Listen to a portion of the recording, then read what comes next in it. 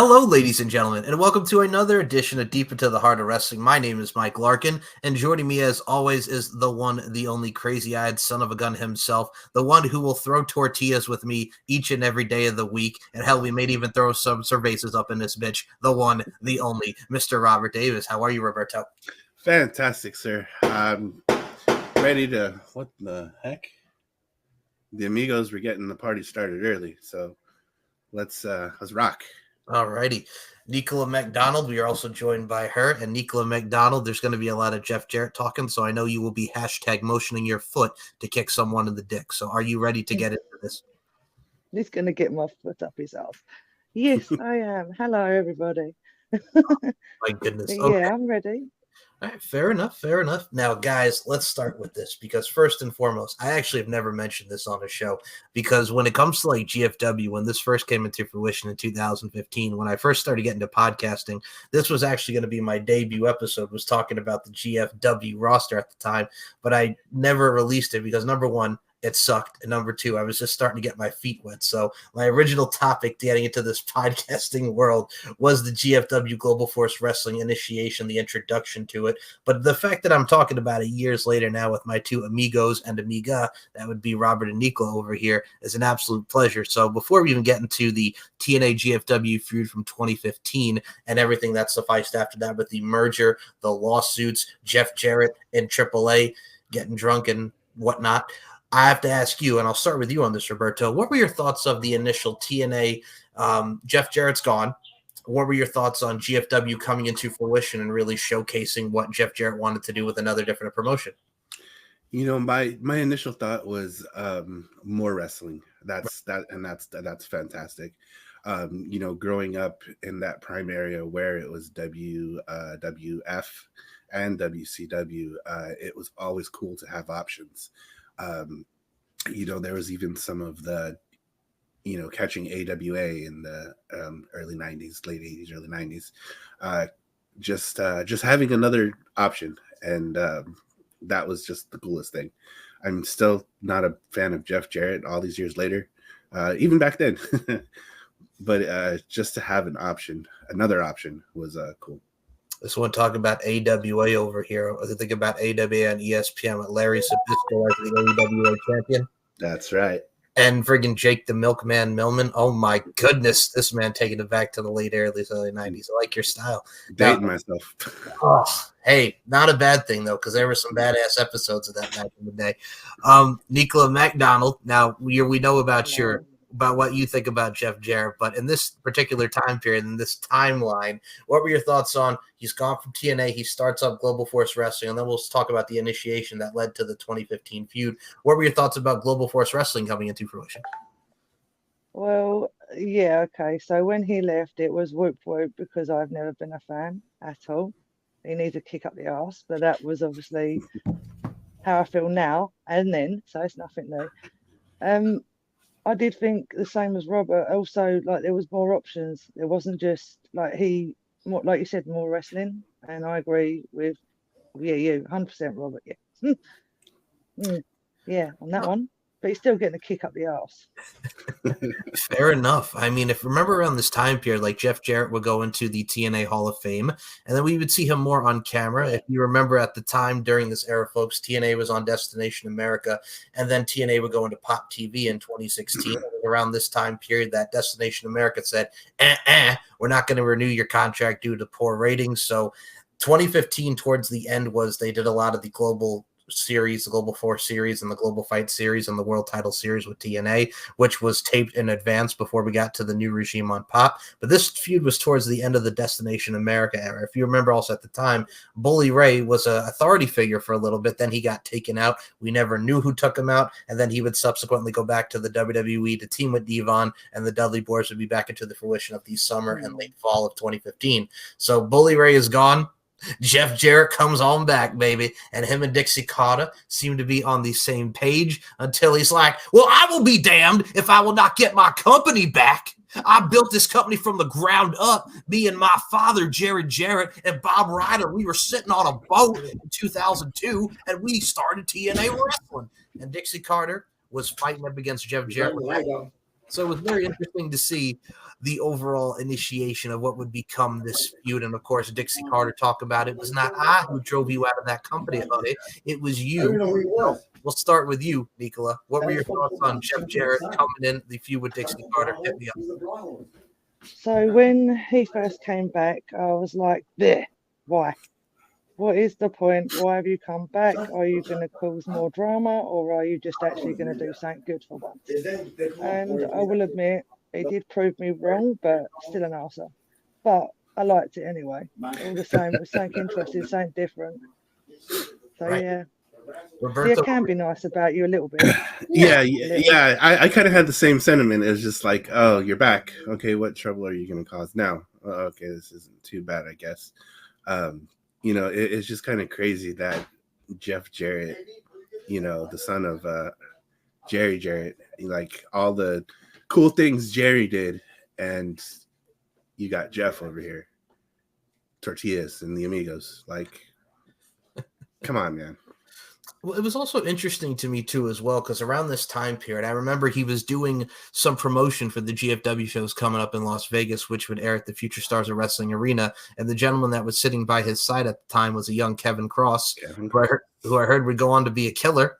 And apparently now he's given you that final testament, along with the Authors of Pain in the WWE. My goodness gracious, with the legendary Paul Ellering. Young Karrion Cross, the young Killer Cross. TikTok, tuck your chin, motherfucker. Hell yes. Hell yes.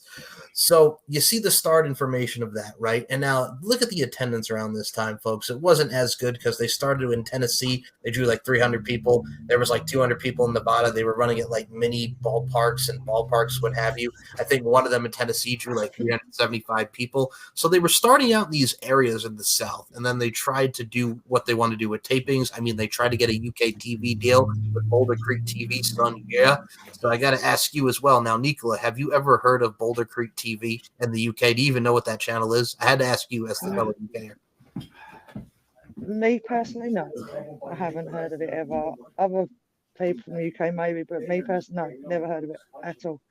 Not been on any of the channels that I'm aware of anyway. Fair enough. And then, I mean, we have that whole fruition of just starting with the indies and then starting to build up these shows. There was promotion with Wrestle Kingdom, which that year, I believe Jeff Jarrett become one of the founding members of the Bullet Club, along with Fergal. Who in our right mind thought that was a great idea? Seriously. That was my thought when I was reading the Wikipedia, like, fucking Jeff Jarrett was in Bullet Club? Yep. What? Early days of the Bullet Club. Fergal Devitt, Carl Anderson, and Luke Gallows, Jeff Jarrett, and the whole nine. God. No. Bullet Club was cool. You put that into a mix and it's just like, no. What were you thinking, Ferg? Yeah. That's the best way to surmise it. And I mean, also at the time, too, we had the Global Force Gold, which became some note of controversy. Do y'all remember what the Global Force Gold was? I don't. Okay. No, me neither. It might Here's come what to it me was. in 10 minutes. You know how my brain works.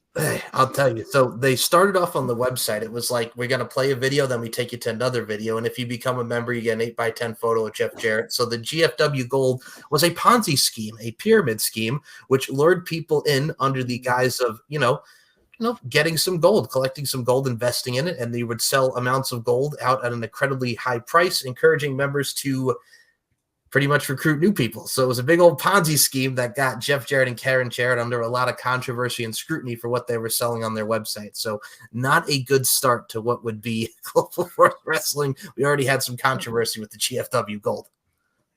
Karen is not a puta, though. No, she's not. No, she is.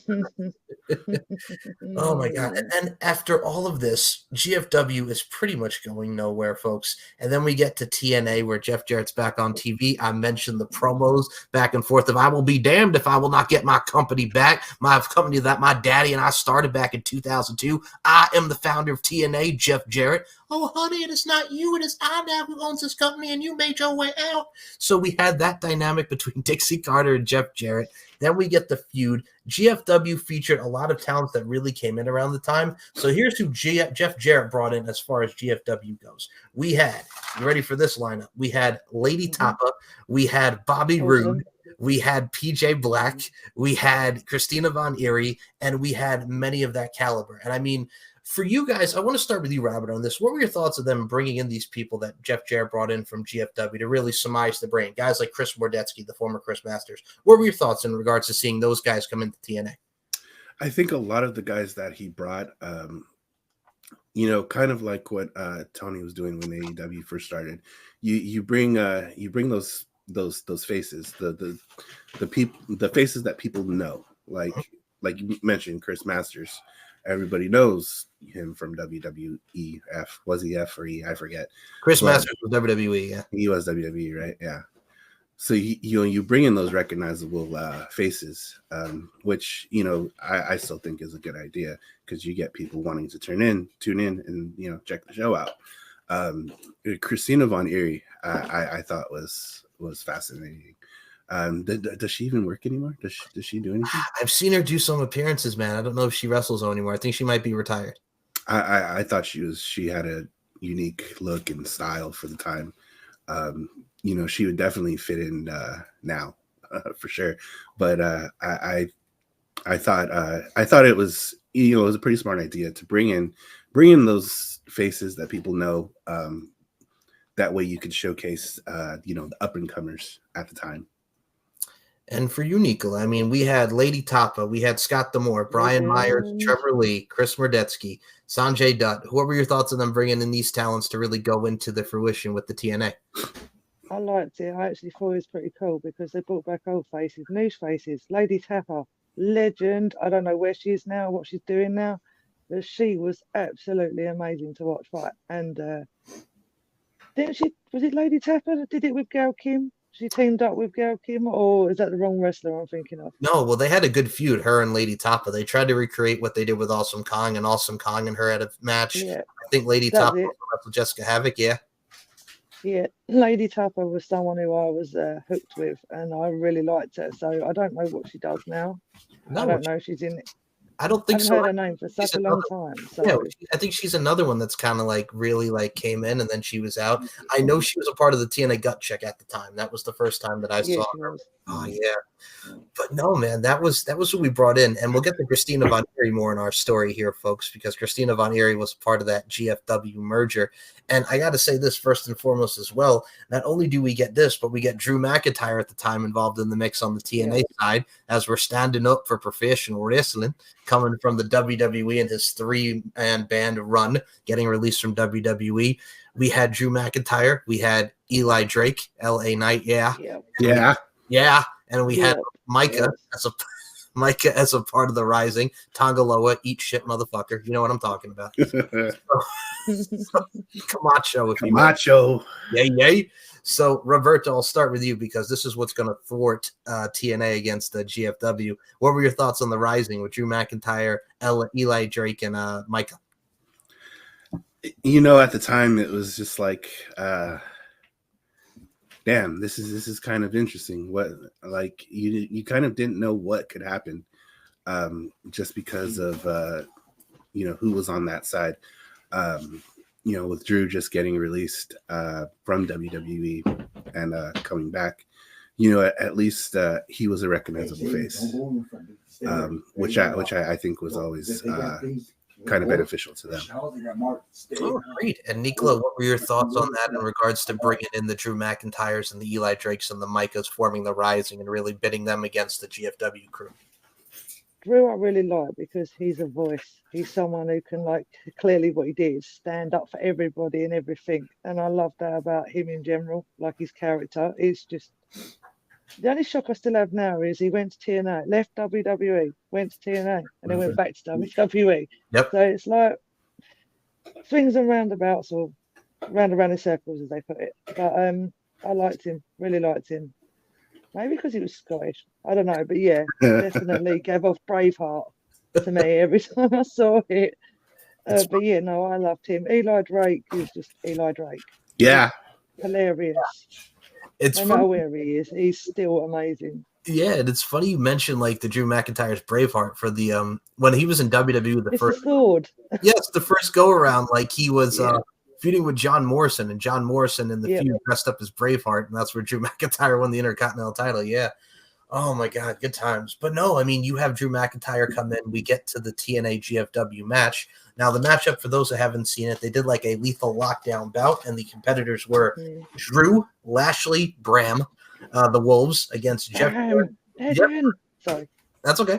Against Jeff Jarrett, Chris Mordetsky, Sanjay, Brian Myers, and Eric Young, because Eric Young turned out that boy Bram and went to GFW because him and Jeff Jarrett were buddies. What were your thoughts on this match here, Nicola? Because these teams went all out in this one. That was quite a what was the right word? Let's just say it was very, very dangerous. There was a lot of big people in that ring, and there was a lot of like you said, Wolves, Bram, names I've actually forgotten about that have just popped up. Now you said it, I've now got Bram in my head and the Wolves. But anyway, sorry, wrong conversation. But yeah, I like the match. It was pretty awesome, pretty crazy, and you knew it would be because of who was in the ring with them. There was no holds barred. Absolutely. From what I do remember from that match, I do remember it being pretty nuts. And kind of to piggyback on what Nicola said there, there was a lot of big men, meaty men, slapping me. What I liked about it too, as well, is of course it ended with Brian Myers, Kurt Hawkins taking Hawkins after that Future Shock DDT on the trash can. Now, here's my thing too, as well, that I also kind of go with this. Like when it reminded me of, and it wasn't, because I know a lot of people kind of conveyed it to like when WCW and ECW did the invasion in 2001. And I'm like, first and foremost, those companies were around longer than GFW, which was only around like for a few months or almost a year. Like it's not even in the same conversation, people. But at the same time, if you remember, like Jeff Jarrett wins the King of the Mountain, gives it to PJ Black. PJ Black loses it to Bobby Roode, and then Trevor Lee and Brian Myers are the tag champs. They beat the Wolves, and then the Wolves win it right back. Like it was very interesting just to see how like they briefly had that glimmer of championships, and then they lost it right back to them. So I wanted to ask you, Robert, starting off with this one, what were your thoughts of how kind of they compared it to the invasion, but it really wasn't, and the quick title changes with Brian Myers and Trevor Lee, now Cameron Grimes as the tag champs, and then we get PJ Black, Justin Gabriel over here before his Lucha Underground run. What were your thoughts on that whole deal, Robert Davis? To the moon. To the moon. You know, being a lifelong fan of this, you know, I've noticed there's always going to be comparisons. You know, nothing will ever beat the original. I mean, as much as, you know, we can, you know, kind of nerd out over the fact of like, you know, AEW rolling up to like a WWE show. Nothing's ever going to beat it when WCW and WWF did it. And that's just the fact of the matter. You know, imitation is the most sincerest form of flattery, as they say. Anybody can do it. It's never going to be as good as the original. And that's just the way it is. I mean, it's cool that they can do it. You know, maybe they can put their own little spin on it, kind of like they did, I guess.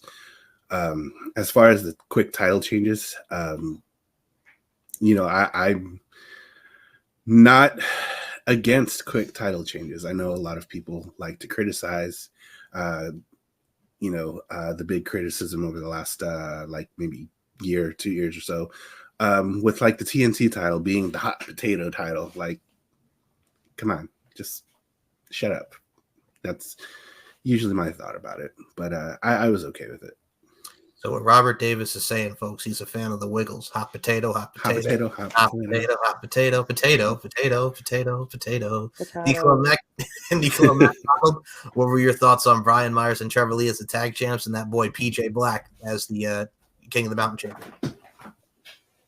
I didn't mind PJ Black being King of the Mountain. That didn't faze me. That was all good. That was fine. As long as it weren't Jeff Jarrett, happy days, right? My opinion. Please bear this in mind when watching this. But I liked them as a tag team. They were awesome. I was always a fan of both. So yeah. And I think I was one of the ones that was screaming I wanted them to have the tag team titles for ages. So yeah, but I'm not like the biggest. I'm not like one of these Never mind. You know what? Yeah, it's all good. That before I go on a stupid rant again, I'll shut myself up. You're fine. This is what we do, folks. This is what we do in this platform. But no, I completely agree with her. I mean, at the time, watching Brian Myers, and this was my first introduction to Trevor Lee before he would team with Andrew Everett and Shane Helms as a part of the Helms Dynasty. Helms Dynasty. Yeah, man. Yeah, I remember that. That was so cool. That's where I was sitting there last night when Andrew Everett, appeared on TNA, and I was like, "Holy shit, what?" Yep, Because we hadn't seen him since that time. So yeah, it was quite cool to see him back in the ring again. He's still 7 feet tall. He still is, and he's still high flying, like he doesn't give a shit. So all good. That's our Skywalker. Yep, the real Skywalker. Oh my lord, yes. And now I will say this about the Helms Dynasty coming after that. So Trevor Lee had a great career in TNA after this. Brian Myers would then go back to the WWE a year later. PJ Black would go into Lucha Underground and be a part of the whole thing with Johnny Mundo, Taya Valkyrie, and that whole contingent in Lucha Underground. And then we get to this whole thing where Jeff Jarrett is not really a part of TNA. He's kind of in the background, if you will. He's kind of like way, way, way over there. And then we find out that TNA and Global Force Wrestling are merging, and now TNA Impact Wrestling is now Global Force Wrestling. So, Nico, we'll start with you again, my Impact fanatic over here. What were your thoughts on the Global Force Wrestling merger and how in the year 2017, coming from what we know and love as Impact Wrestling, is now changed to Global Force Wrestling? Okay, I think I was one of the ones that didn't like it, if I'm honest, because at first it was like, why are we name changing? But I did there was a lot of other stuff that I didn't understand that was going on. So I was like, okay then, fair enough. But I liked it in the end because it was just merging two companies as one, which is pretty cool idea with mixing wrestlers all together and different companies as well. Yeah, so maybe it was a bigger benefit. I don't know. You're like, yeah, whatever she just said. Well, my kind of thought was kind of the same because at first I was just kind of like, okay, this is what we're doing. Just kind of roll with it, and it was just like, okay, they're gonna merge two companies together. Okay, this can be kind of cool, I guess. For the time period, I thought it was interesting just because of the fact that then we started having Josh Matthews as the heel announcer, and then it gave us Jeremy Borash and Joseph Park against Josh Matthews and Scott Steiner, and which was Can I poke him with a stick? Josh Matthews needs to be put into a freaking crate and poked with a stick like a bear. I swear. Josh Matthews did a Swanton Bomb in a wrestling match in 2017. I know he did. I watched it and laughed my head off. He did well, people forget that he actually wrestled a little bit. He was in the first Tough Enough for WWE. He has some wrestling experience. That was why a lot of people were shocked to see him. Who did he have the match against? Didn't he win a title as well briefly, which was like, he didn't win it, but he just took the title off someone. This one over here, bringing up Matt Seidel and his third eye, friggin' Josh Matthews with giving him the grand champion. I hated that. That's when I started going on about poking him with a stick because I was like, you on... But he's fine now. You know, he's not on the hated list anymore. He can do whatever. And it gave us that type of time period where it was something different that gave us something with Global Force Wrestling. It was a rejuvenation from Impact Wrestling to the GFW side of things. And I mean, for me, a lot of us really got to see a lot of the great talents coming in. And we mentioned Christina Von Eerie first go around here. And Roberto, I'll start with you on this one because a lot of us remember Christina Von Eerie as Toxic when she was in Inc. back in TNA in 2011, 2012. What were your thoughts of the fact that we got Christina Von Eerie as the Global Force Champion? She beats Ava Story, a.k.a. Brandy Lauren, to retain, and then she loses it right away to Sienna, who we had come in as Allison Kay. What were your thoughts on the whole Christina Von Eerie introduction to TNA and then abruptly really losing that Global Force Wrestling Women's Championship? It's kind of a bummer for her to lose the title so quickly. You know, like I said, I always thought Christina was kind of unique for the time period. You know, it was a little bit different. She was a little bit different. You know, I really enjoyed her style of wrestling and what she did. You know, it was cool to see her get the title, but then to lose it so abruptly was just kind of like, well, damn. I mean, Sienna's great too, but you know, I kind of wish Christina would have held on to it a little bit longer. Now, Nicola McDonald, we got introduced to Christina Von Eerie as the toxic character, like I mentioned, as a part of Inc. very briefly back in the day to go against Mexican America, but they weren't throwing tortillas. Mexican America, no tortillas for you, sir. So, what were your thoughts on? Christina Von Eerie coming in with that women's championship, and then bada bing, bada boom, here comes Sienna taking that title from her. See, I was a fan of Sienna. I liked both, but I'm going to disagree with Robert here, which I don't normally do, but I am today. Happens rarely. Really. One in the blue moon kind of thing. But yeah, no, I like Sienna. When she came in, I was like, oh, she's a bit different, but I liked both. So that was a hard one for me to kind of say which one I preferred. But it was nice seeing Sienna take the title at the same time because it was someone that you always do that when you like a certain wrestler, didn't you? You're like, I want them to have the title, and then you don't, and then that's the whole point of wrestling. You like it, you don't like it. You like them, you don't like them. Yeah. It's evoking emotions, and that's the beautiful art that is professional wrestling.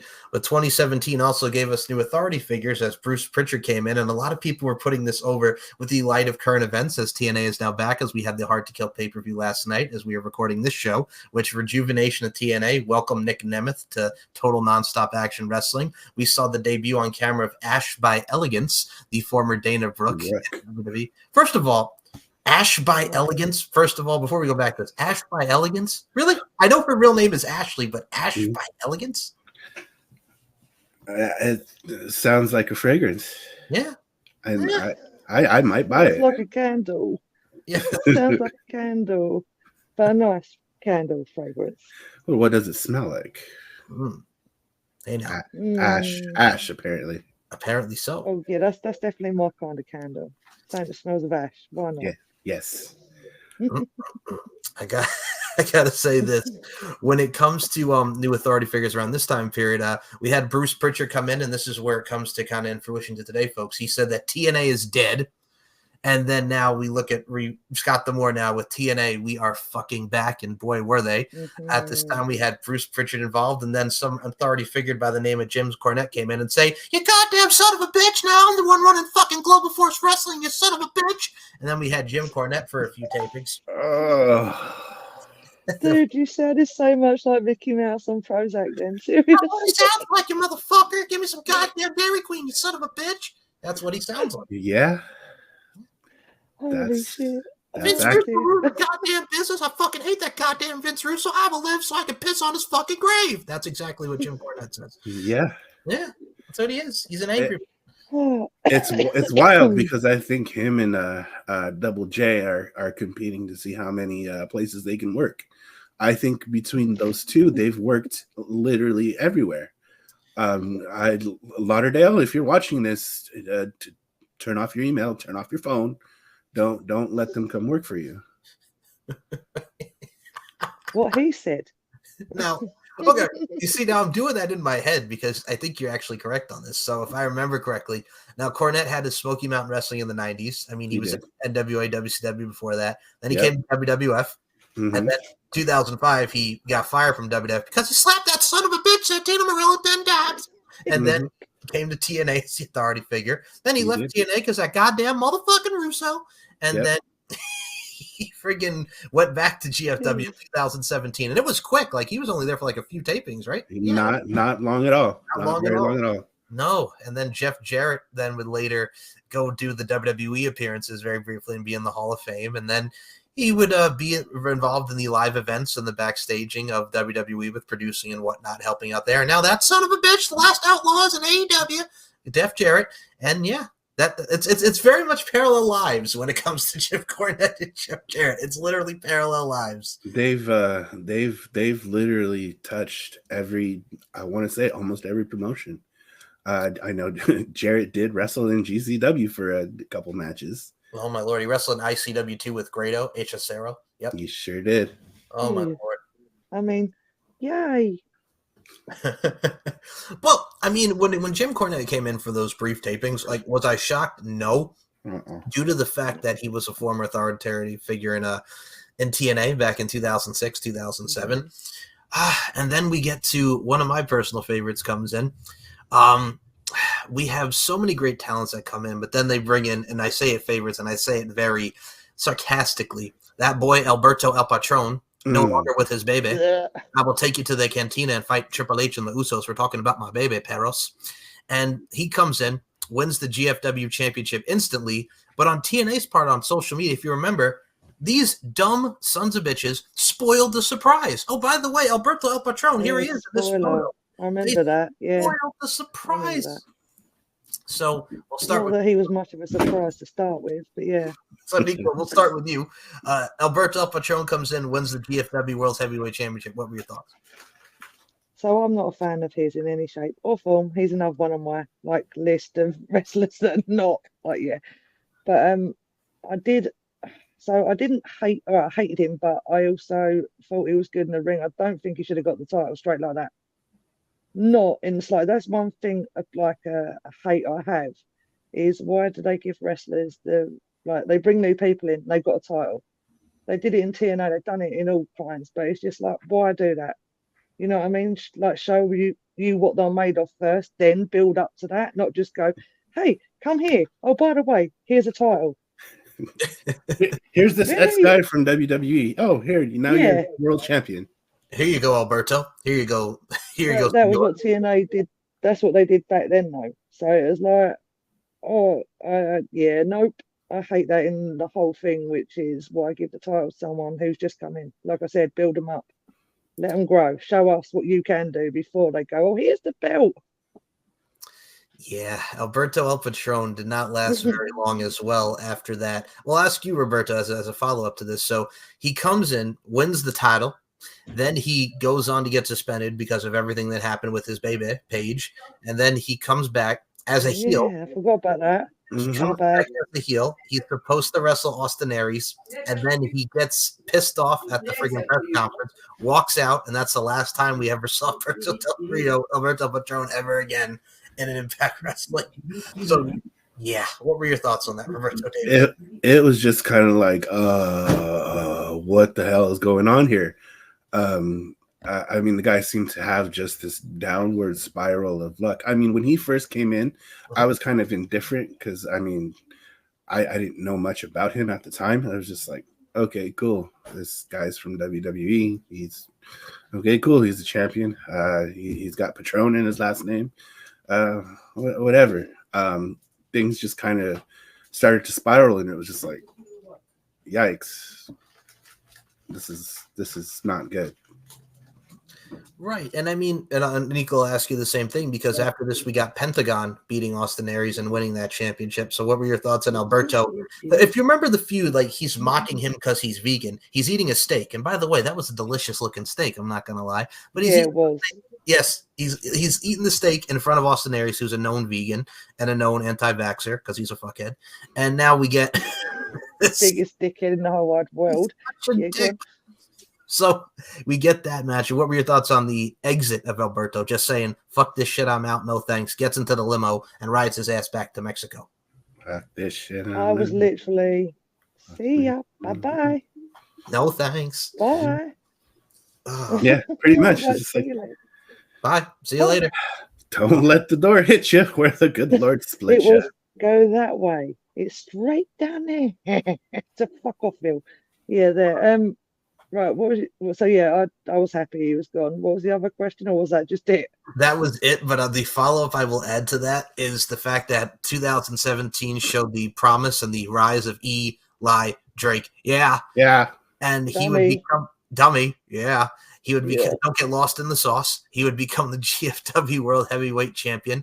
And then immediately loses to that goddamn son of a bitch, Austin Aries. Because when you talk about people coming in and winning the title, Austin Aries just comes right in and friggin' drops Eli Drake with a brainbuster 1, 2, 3. And that pissed me off because I'm like, fucking Eli Drake has been hitting on all cylinders. He went from the rising, turned heel. We really showed that he could talk. And then all of a sudden he just loses to fucking dumbass Austin Aries. Like the rise of Eli Drake was the plus side of that because if there was anyone that deserved that spot at that time, it was him. It absolutely was. Like it really showed the character, this whole developing the character. He could talk, he can work, he can do all this, that, and he just loses to a fucking brainbuster. Like, what the hell? Mm-hmm. Because that Austin Aries was coming over from WWE because that 205 Live didn't work out for him and his dumbass banana. Fucking banana. I can tell you where to shove that banana. But anyway, carry on. Oh, God. But no, that was some of the dark periods. But we did have some fun and entertaining vignettes during this time period as well, because we had Maria, we had Allie, we had Sienna, we had Chelsea Green, we had Braxton Sutter, the real life husband of Allie, Pepper Parks, the Blade, if you will.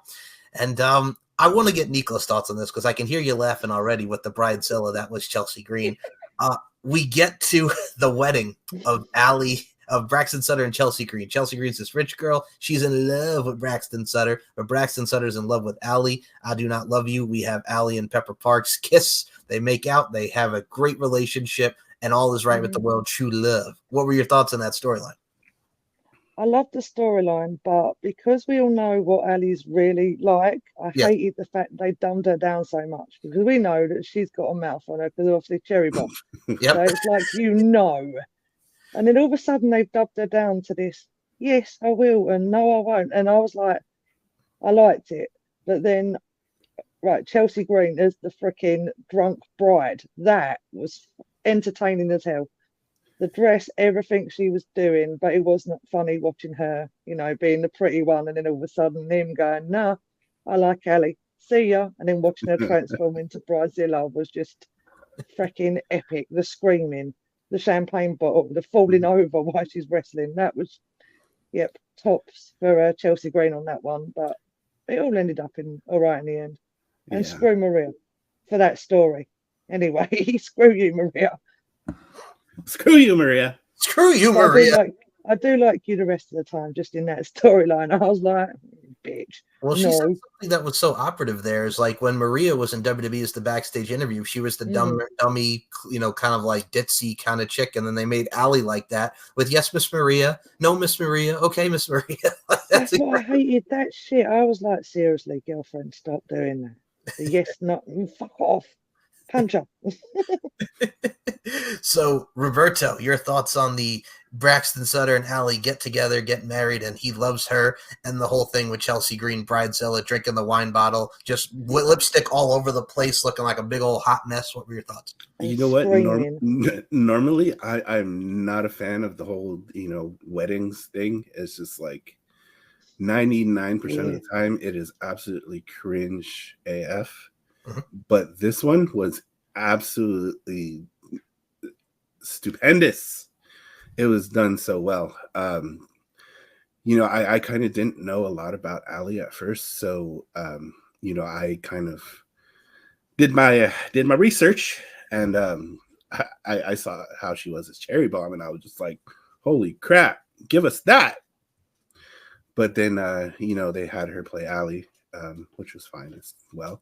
But that whole storyline, I think it was done very, very well. I really haven't seen a wedding storyline done that well since. I gotta go Macho Man, since you said since, because I was pondering that thought. If I think of like really more like some of the best weddings was the real life wedding of SummerSlam 91. Elizabeth, will you marry me? Back in the day with Randy Savage and Miss Elizabeth. Like that was like the only like real true one that they did live on pay-per-view. That main evented a show.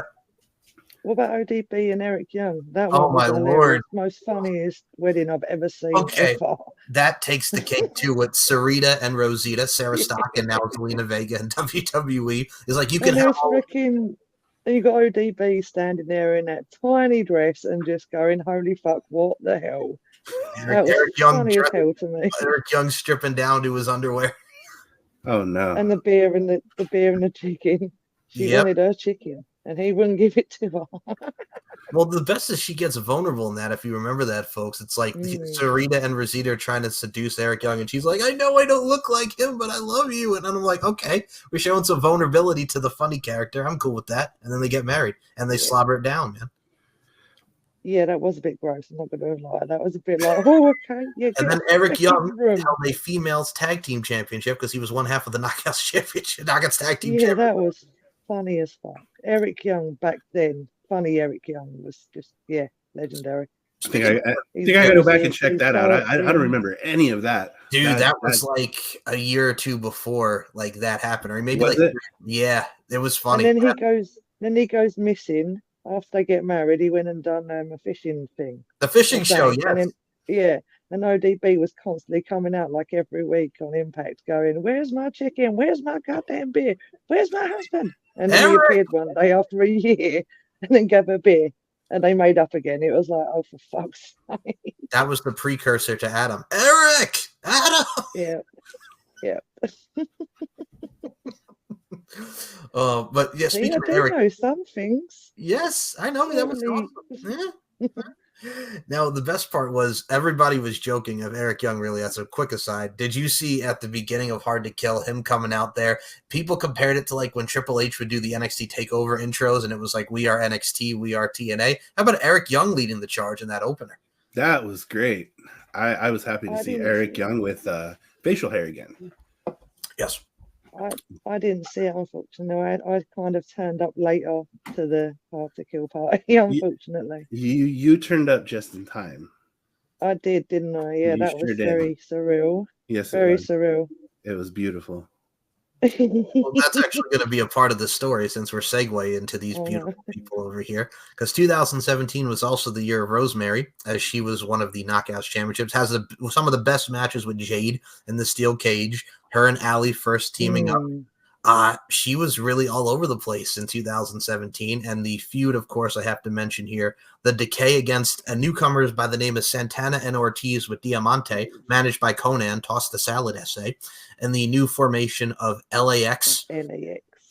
Here was my thing. I was a little bit 50-50 on this because when you think of LAX, you think Homicide. Hernandez. Yes, or if you think, or if the other version, you think of what's her face, Shelly Martinez, who was what was it, Salinas, and we had Hector Guerrero. Oh man, I totally forgot about that incarnation. Yes, but the OGs, man, friggin' LAX, Homicide, Hernandez, and Conan. The original OGs. The original OGs, yes. They're both legendary, the pair of them. So what were your guys' thoughts on Santana and Ortiz as one of the new tag teams coming in, and they were the new LAX? It's a little rough at first, just because, you know, I, as an OG LAX fan, it was just like, who the fuck are you? You're not them, you know? It was weird at first. I mean, it all worked out in the end, but it was just kind of like, ugh. Yeah, it was a little something for me to like take into, because I'm like, wait a minute, I've never seen you before. I don't know you. I don't know you. Oh, hey, Conan, I don't know you. And then they made Low-Ki as a part of that very briefly. Low-Ki and his deep voice. No, that was such a wrong move. Low-Ki was his own thing, his own personality, and then they put him in there, and it was like, no, wrong. No. Let him be himself. And then he brought out the Hitman thing, and it was like, yeah, that's better. Keep him away from LAX. Let him do that. Do you remember why he left at the time, too? Do you remember why Low-Ki left the company around that time? Probably Austin Aries' fault. No.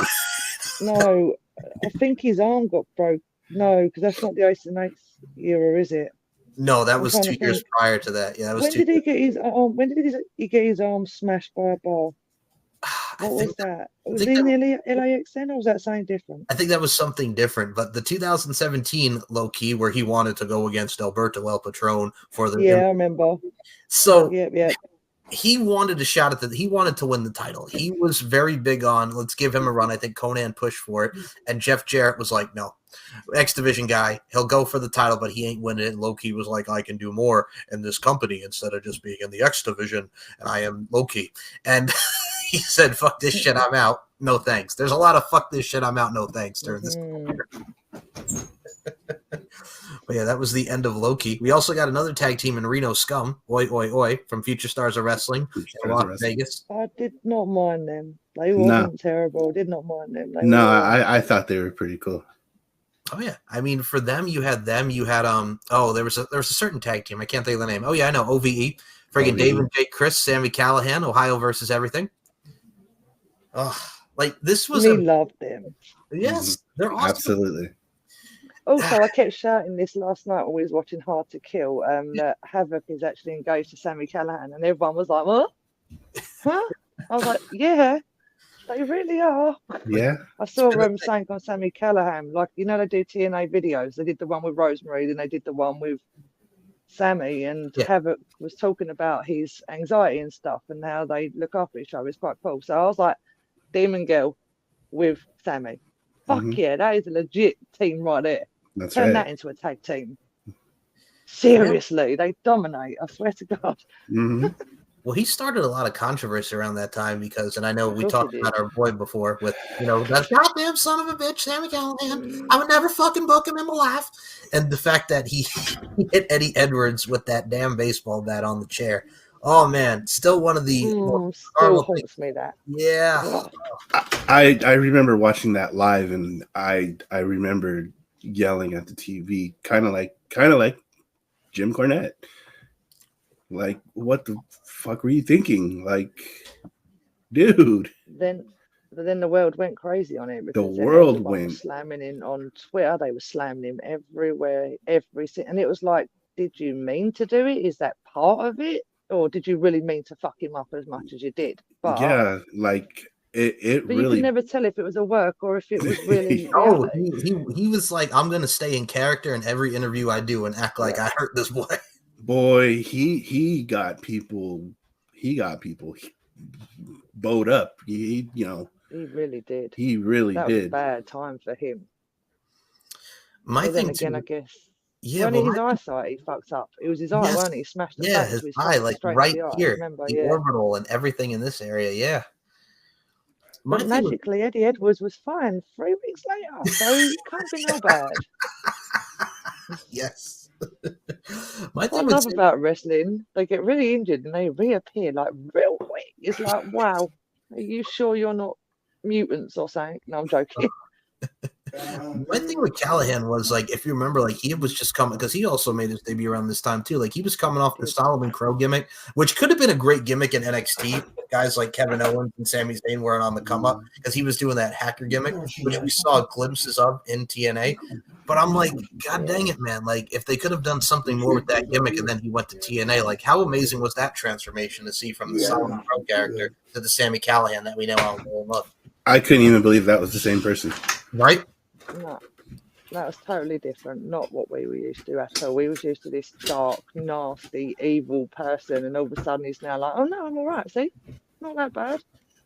So yeah, that was the thing there. But yeah, also what we saw during the GFW time period. Another thing I will also bring up to the table here. We also saw Abyss and Joseph Park in there with Grado, with trying to get Grado back into the U.S. citizenship, and then he, started getting into it with Chelsea Green and liking her, and then magically Chelsea Green went from Bridezilla to being hot Chelsea Green again, and then he couldn't marry her because she's Canadian, and then she went back to being Bridezilla again. Like, that was another part of the expression that I loved about the Chelsea Green storyline. Chelsea Green is a character, man.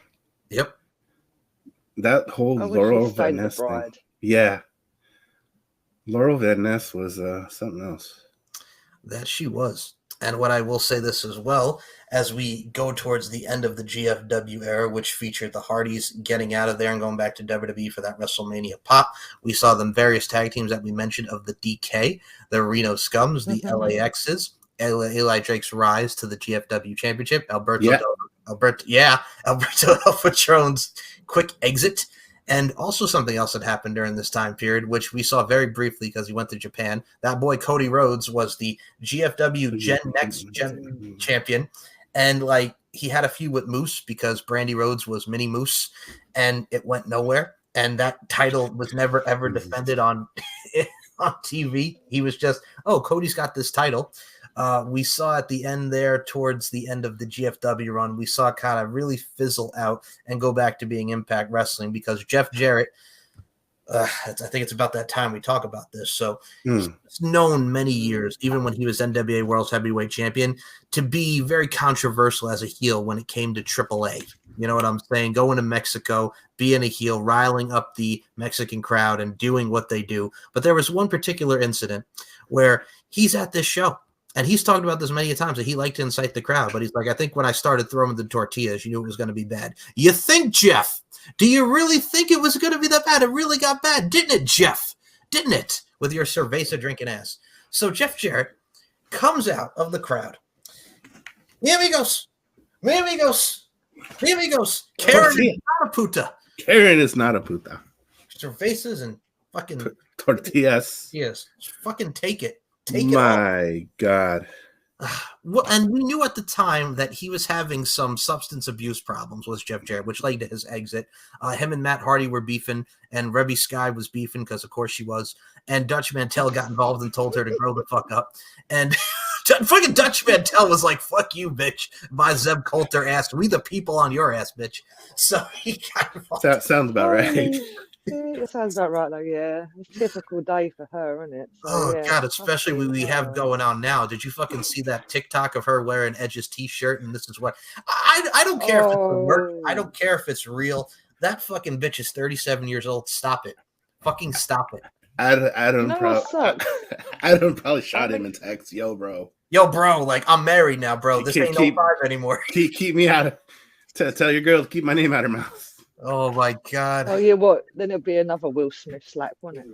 It'll be a Matt Hardy slapping Edge around the face. How does that happen? Well, here's the thing. That video surfaces, and if you're working in the same company now, Matt Hardy and Adam Copeland are in the same goddamn company again. So it's got to be a work then, isn't it? No. Especially if it's coming from her. It's got to be some kind of work. I don't know. I don't trust it. It's her. Yeah. It seems like a bit of a, hi, this is going on. And everyone's like, we don't care. What's Matt doing then? You know, it's like we don't. Yeah. She reminds me of those attention seekers, or someone, if they were going through something, they would have to put it on social media because the world has to know. She reminds me of that kind of type, if that makes sense. Oh, I know someone like that. I really do. And they're assholes, so there you go. Oh my Lord. But yeah, that Rebby Sky, what the hell are you doing? And she's wearing like an old Edge 2001 t-shirt, sharp at its edge. I will not sharpen no edge on you, ma'am. That is what Adam Copeland is saying. No, ma'am. No, ma'am. I got Beth. He's got more sense. Well, he's got older. Here's the funny part about it. Edge is 50 now, and Matt Hardy next this September is going to be 50. Like, Matt, control your woman. Jesus, they're 50. Wow, they look old for 50. I know, right? Fucking the wear and tear on the body, folks. Anyway, back. Sorry, my bad. No, I knew you'd have a rant about that. I knew that was coming up today. Yeah.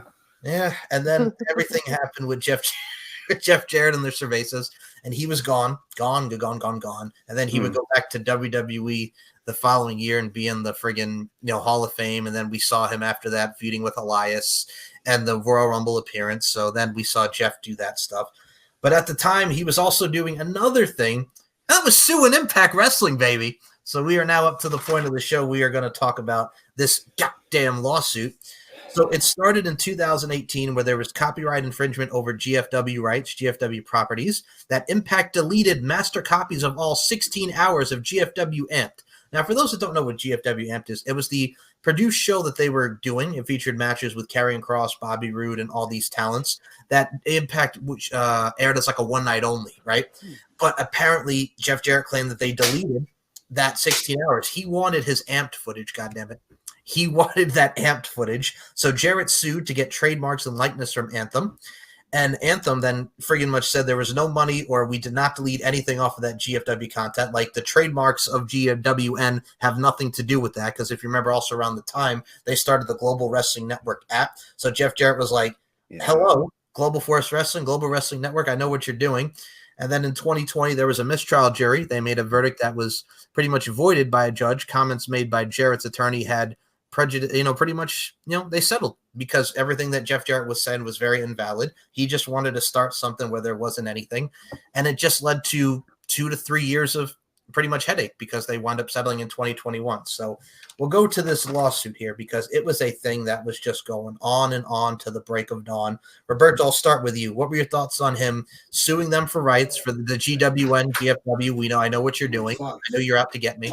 I know everything that goes into this, and then we finally settled in 2021. What were your thoughts on this whole lawsuit thing? It's kind of wild because I never really looked too much into it. I just knew what he was doing. I didn't really know what it was about, and that just sounds like a tremendous waste of time.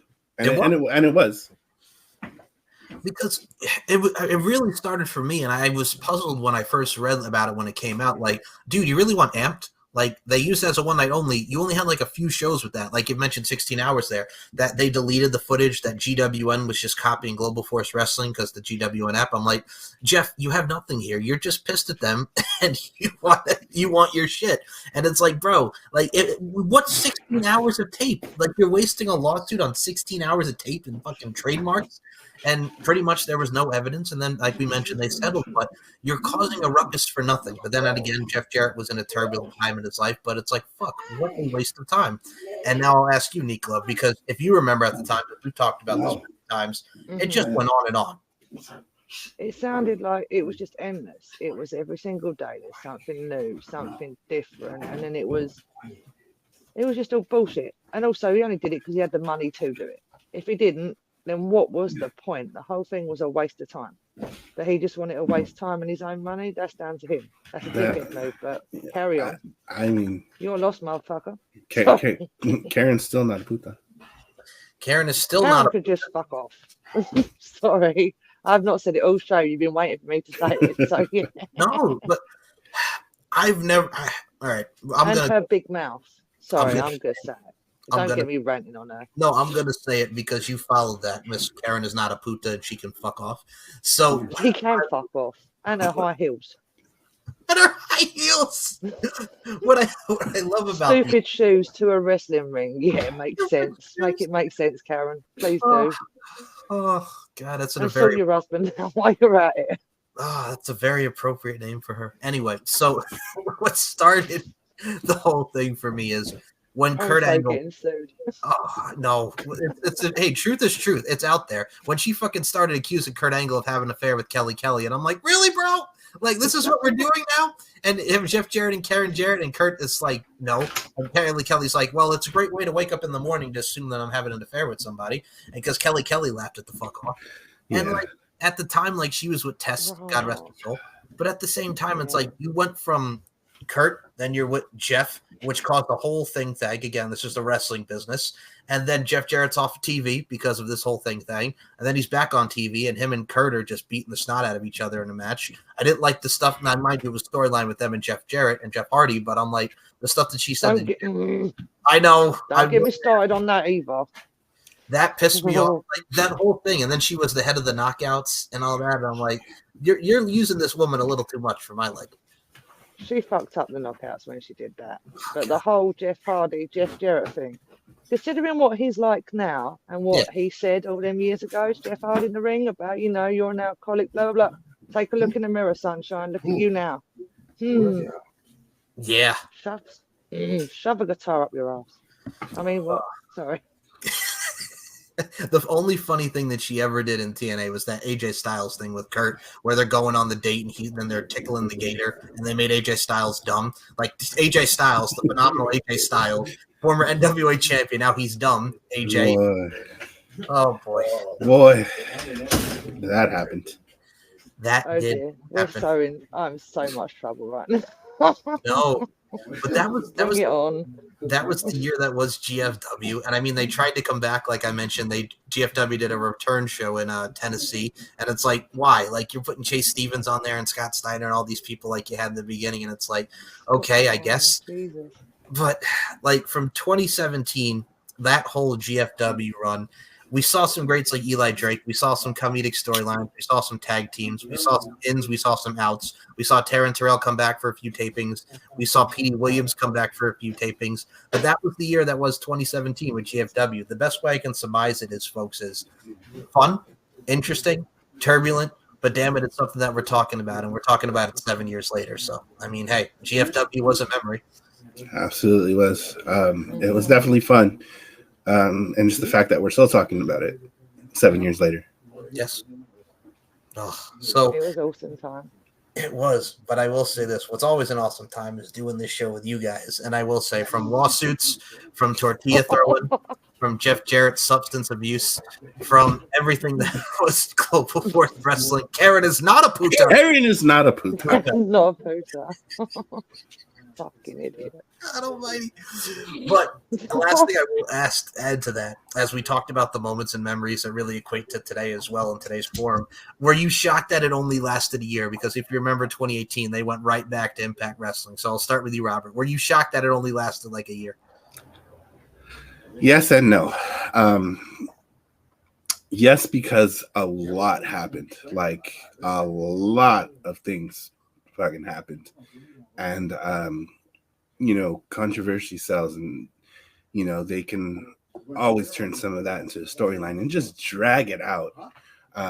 You see a lot of that today, but at the same time, I would say no, because there was so much controversy and things that just shit just absolutely hit the fan in some aspects. So it was good to see Impact come back.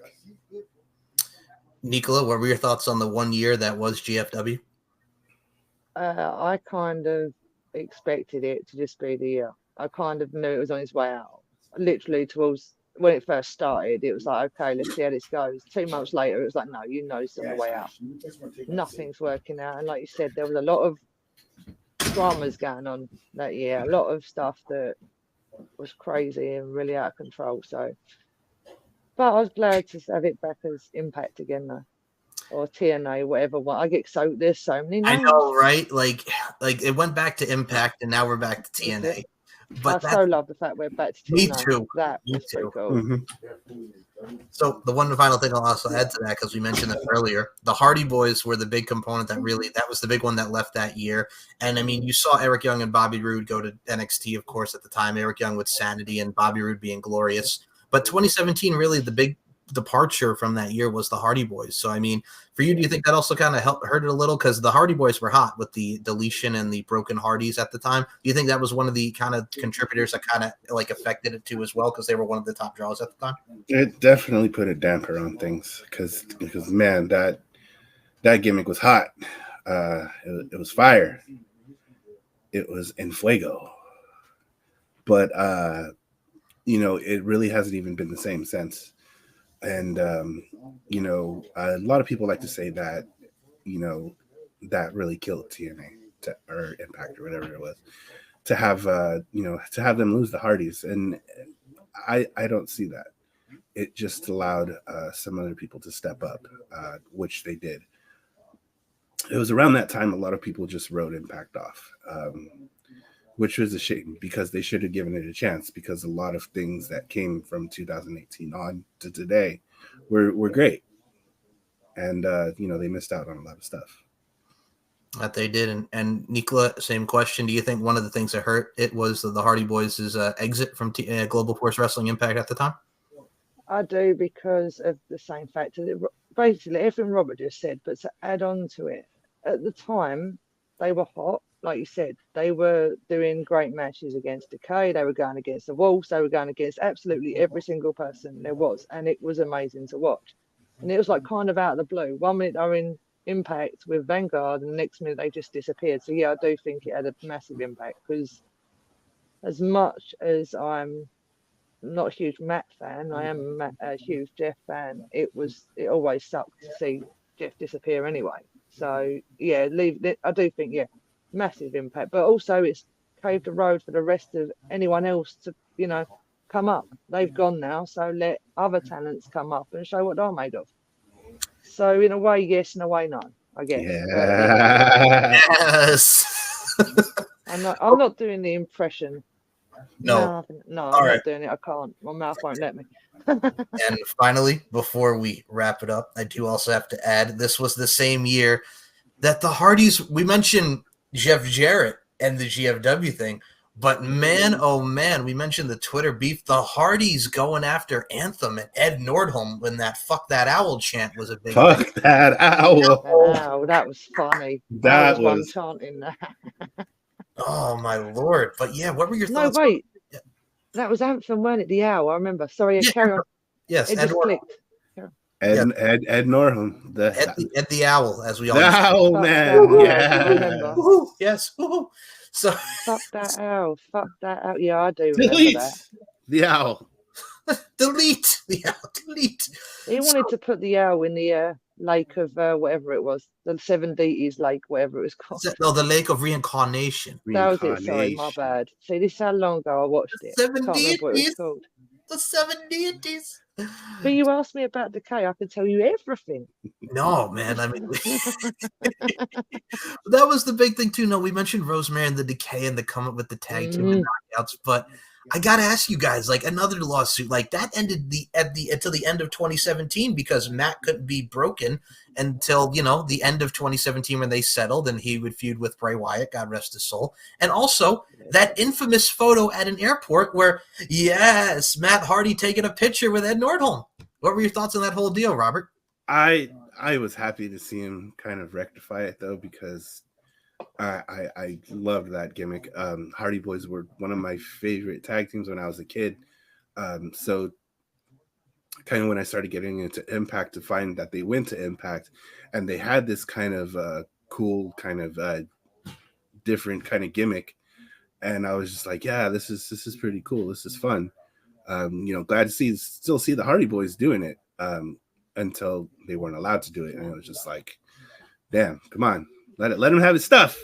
Come on, Owl Man, piece of crap.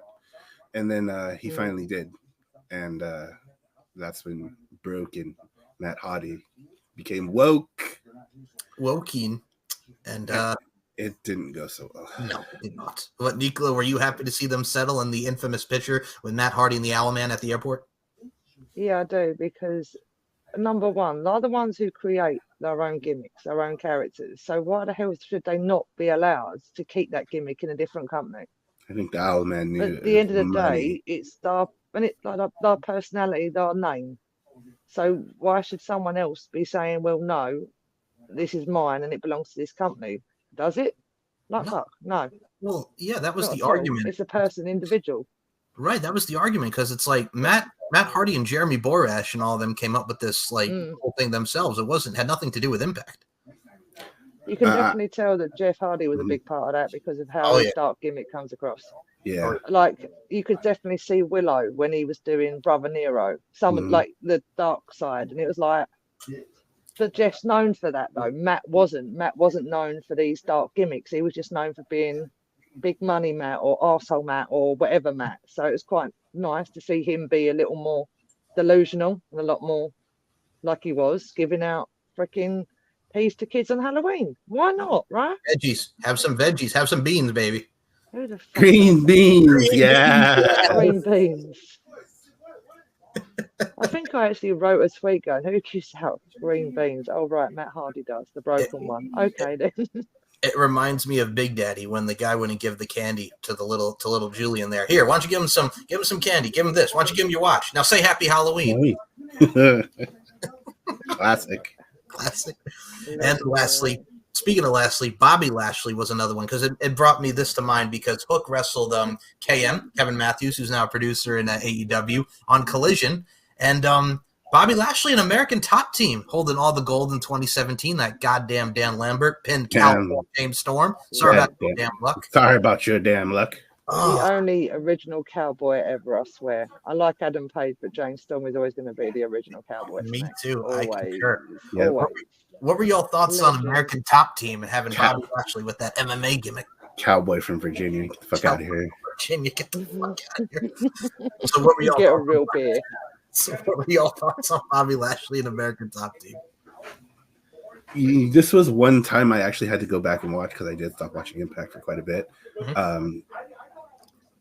But Dan Lambert, what a freaking stud on the mic, man. Yeah, he can talk. He can talk. That whole run was interesting.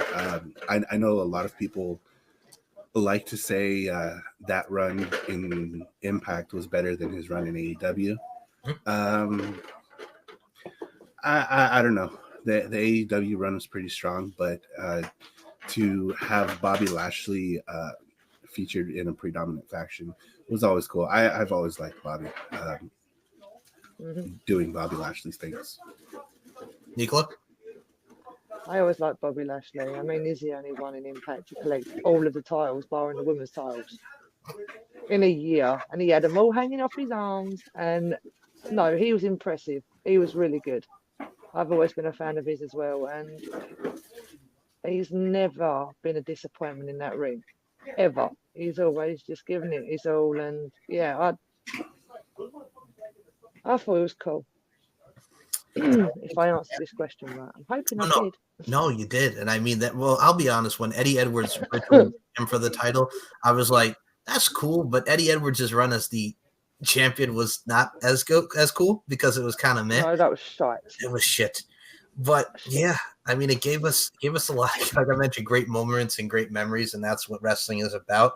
And I hope we gave you a lot of great moments and memories with how we talk, especially get the fuck out of here with your cowboy ass from Virginia. Who the fuck you think you are, Adam Page? James Storm, motherfucker, riding on the Boozer Cruiser, baby. Let's go. And yeah, legend. I think Storm all day long. I do like Adam Page, but he's no cowboy compared to James. Right there. Yeah. No freaking way. Adam Page is great. Yeah. But he DCC, is. baby. Give me DCC. Give me the beer money reunion that lasted very shortly, but it was fun. And yeah, man, just give me some more. Where is James Storm now? Is he in Where is NWA? James Storm now? I think he was in NWA the last time I saw him. Yeah, I think he's in NWA. I thought he went back to Impact. I don't know why I had that in my head. Maybe it was a weird. You know that weirdness. actually, she's right. He did, huh? Yeah, they did the America's Most Wanted reunion very briefly. They very, very briefly. Yes.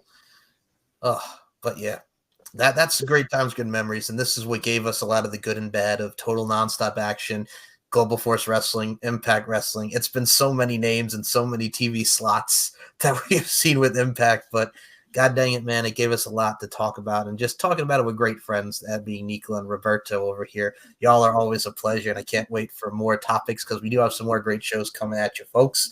And the best way to I've got something to add. Yeah, go ahead. Something to add. Yeah. Right, we was going to say about it earlier. Last night when we was watching Hard to Kill, yeah, I missed the first half because obviously I've got a toothache and I'm not my 100%. So sorry about the way I'm looking right now. No, you're fine.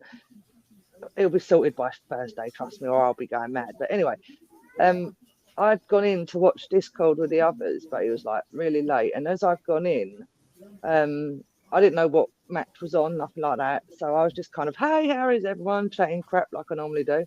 And 2 seconds later, unaware to me, Decay's come out. And obviously this is the first time Rosemary and Havoc have come back out as our demon forms. Yeah. So I was like, yeah, how did that work out? I go in the room and they all appear and I'm like, yes. It was a bit creepy because we were sitting there waiting for the music to hit. Nicola comes in and then you hear the crash and it was just like, I screamed, she screamed, everybody's like, what the fuck's going on? And all you can hear is me going, we see you, Hive Mother, we see you. And it was like, I started giggling like the demoness and I was like, you could hear me and him laughing all creepily and they're all going, you two all right? And we're like, yeah, fuck off, leave us alone. This is our thing. Better than all right. It was a hell of a that was that. And then they win. Come on, how did that not go perfection? It was like, yes. And I like Killer Kelly and Masha Slamovich, but like, how do you go against the Death Dolls and Rosemary and Havoc? Like, how can you not, man? MK Ultra is a fantastic team. That I was even telling the guys in the TSK, like, if you haven't seen their dog collar match, go back and watch that because that was bonkers. And it's I was an excited child last night seeing that. Excited demon, whatever. But it was. I was buzzing. Literally, we could hear is me and Robert going, "What the fuck? Oh my god!" And the rest of them are like, "You two really like Decay, didn't you?" And we're like, "Yes." I mean, watch it from the beginning. You'll see why you'll have that appreciation for the gimmick. Yeah. No, we know how these things work, but it was just awesome. Actually, it made me feel better because I was feeling really shit, and that happened. I was like, yes, that's my day sorted out. I can go to sleep happy now. Decay is the perfect medicine to sum it up for that. Decay for me, yes. Anything demonic for me. For some of us. For some of us. For some of us, it helps, yeah. Oh my lord! But yes, check if you have not checked it out, folks. Check out TNA Hard to Kill. Check out the surprise of Nick Nemeth and Ash by Elegance, which I again still cannot get with that name, but okay. And check out a lot of the great matches that were on Hard to Kill with Jordan, Grace, and Trinity, who looks to be going back to the WWE. Check out the MK Ultra, Rosemary, and Havoc match. Check out every single matchup on that doggone pay-per-view. Alex Shelley and Moose. Hello, but god dang it, man. Oh, it's so great to see TNA back. It's so great to reminisce about GFW and everything that goes on with this great company. Support your professional wrestling, support pro wrestling, indie wrestling, whatever wrestling you watch, enjoy it, and just tap on into this show because we got a lot more to come. Our next episode, guys, is actually from a topic standpoint is going to be another TNA centric episode because we are 14 years after the TNA WWE Monday Night War Part 2. It didn't last long, but we are going to talk about Hulk Hogan's debut. We're going to talk about Orlando Jordan jizzing on himself. We are going to talk about the Nasty Boys coming in, and we are going to talk about everything that was. I know everything from 2010, the Pope going after AJ Styles. The Pope. Jeez. We're going to go into it all. It's going to be a fun show. It is. Ooh. Orlando Jordan. I won't be having a go at no wrestlers in this. Oh no, I may be. Actually. No, you might. Oh, no, you might. You might. I do like wrestling. Just saying, I just rip on a lot of. You do. But yes, and also we will be back in a few weeks because guess what, guys? We're going to be predicting the Royal Rumble. Royal Rumble, baby. Rumble. It's time. It's that time. Yes, will CM Punk win the Rumble or will Cody Rhodes finish the story? We shall. Fuck no, he won't. I was waiting for that. Oh my lord, it's going to be a good show. And I'm not sending no demon to Royal Rumble. Fuck that noise. He can die on his own. No. The Spire Punk is not winning that. I swear to God, he better not. You will legit. You will take a Pepsi bottle and you will shove the whole bottle down his mouth. Is what you're gonna do. Fuck you and your Pepsi, sir. Pepsi plunge. Pepsi plunge. Different meaning to the name Pepsi plunge.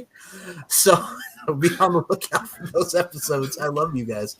So Roberto, where can we follow you on all forms of social media? Let us know, man. Linktree/hey, it's Rob.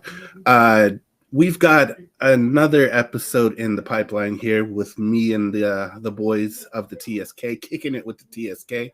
We do have a review of Hard to Kill, which hopefully is dropping the same time this is, or maybe sooner. Check out Max Wrestling on YouTube for that, and hit that subscribe for us.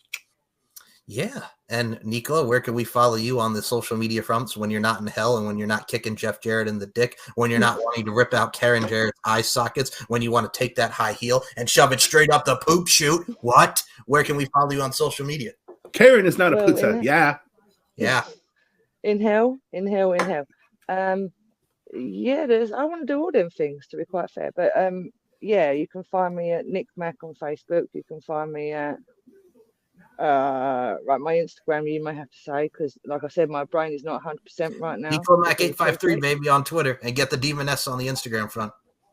Yeah, and also if you want to follow me on Twitter, it's Nick Mac 395 853, yeah, the Demoness. But yeah, what am I doing right now? Well, as everyone knows, New Year's Eve I left the Demoness in 2023, so I'm not doing promos this year. I'm going to have a year off and chill and be human, even though the demon never leaves me. I'm just not going to be doing promos, so I'm going to be hanging out with these two and annoying TSK and doing what I normally do.